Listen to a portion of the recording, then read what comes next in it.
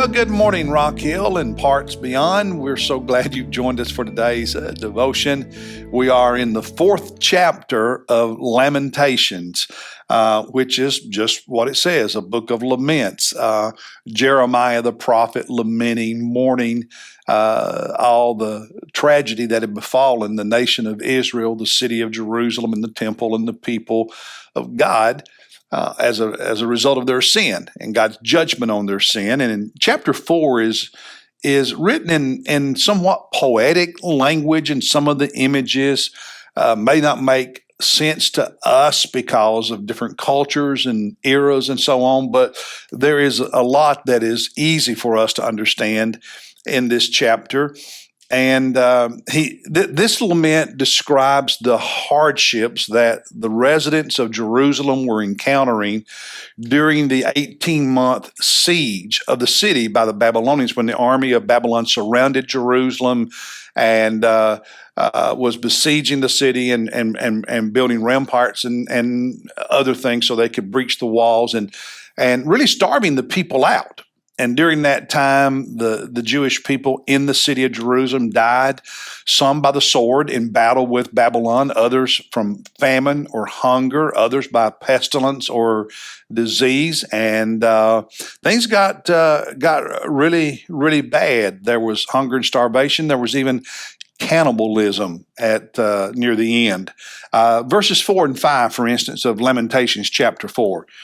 He said, "The tongue of the infant cleaves to the roof of its mouth because of thirst," describing the pitiful conditions of the people, the lack of good drinking water as well as food. The end of verse 4, "The little ones ask for bread, but no one breaks it for them." I mean, they don't even have bread to feed themselves on. And so famine is a real issue. Verse 5, "Those who ate delicacies are desolate in the streets." Those who used to, have more and able to eat expensive, delicate, rare foods, now they're out in the streets begging like everybody else. Those reared in purple embrace ash pits. Purple was the color of royalty. It was a dye that was expensive, and only those who were wealthy had purple garments. And the people who had that, now they embrace the ash pits. Their clothes are dirty. They wear whatever they can get their hands on. And ash was also a symbol of mourning and grief and brokenness. So it's a pitiful situation. Drop down to verse 8. He said, "Their appearance is blacker than soot. They are not recognized in the streets. Their skin is shriveled on their bones. It is withered. It has become like wood."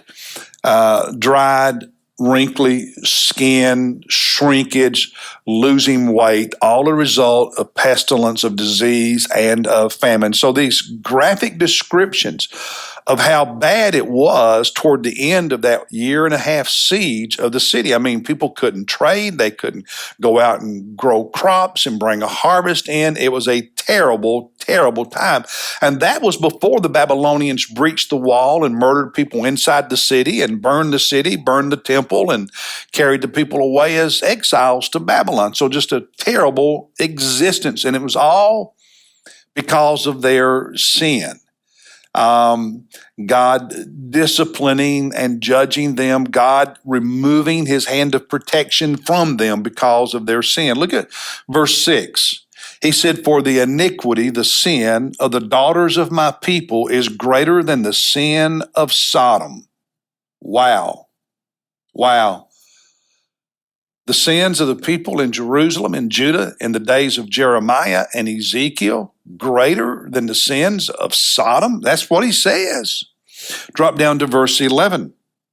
"The Lord has accomplished his wrath." God is pouring out his wrath or judgment. He has poured out his fierce anger, and he has kindled a fire in Zion, which has consumed its foundation. This is happening as part of God's judgment on them for sinning as his people. Verse 13.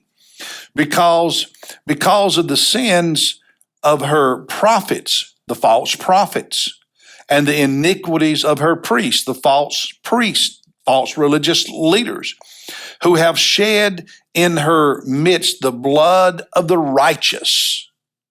false religious leaders persecuting those who truly were righteous. And we've read previously in Jeremiah, Ezekiel, Kings, Isaiah, other prophets, their sins.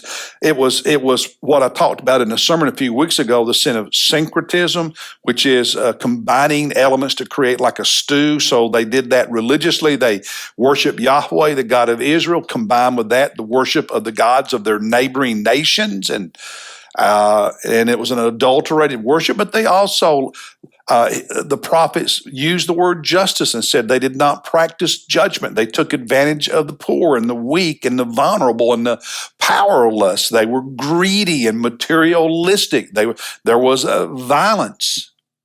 And I want you to bear that in mind, because the sin that was not common in Jerusalem was homosexuality. And yet God said here through the prophet that their sins of syncretism, of the lack of injustice, of economic disparity, of taking advantage of the poor and the weak, of violence, God said that sin was greater than the sin of Sodom.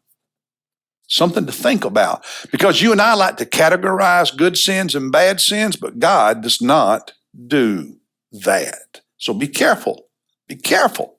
When you do that, you might just find yourself on the wrong side of God's decision about things. Now, one final warning for us in this chapter. The end of verse 22, he will expose your sins.